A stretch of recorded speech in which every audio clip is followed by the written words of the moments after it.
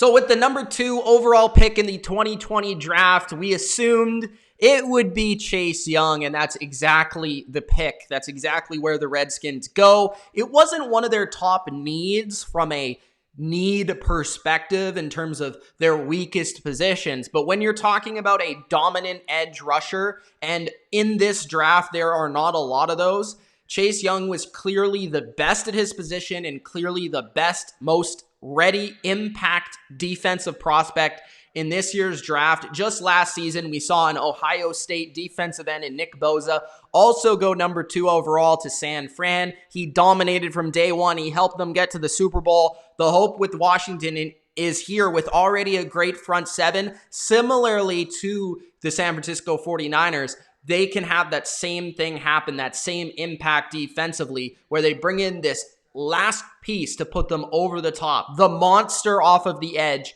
and that is Chase Young. I think you could compare him to Jadeveon Clowney. You could compare him to Myles Garrett. These type of guys that have gone very high in the drafts over recent seasons, and he has that freakish athleticism, great bend off the edge, very well schooled as a pass rusher and run defender. He's just a complete player, and I think Ron Rivera, as a defensive coach, they're going to really love him in Washington. And yes, their secondary could still use work. Yes, their offense could still use work. And yes, there was a question, do they continue to go with Dwayne Haskins? But I think with the quarterbacks in this class, there was Joe Burrow and then everybody else, in my opinion. I don't think quarterback was the wise choice. I think Chase Young was the wise choice. Really get that beast on defense for the next 5 seasons in Washington, and that could potentially help turn around your franchise. So Chase Young goes to the Washington Redskins, number 2 overall in the 2020 draft. Great pick, Washington.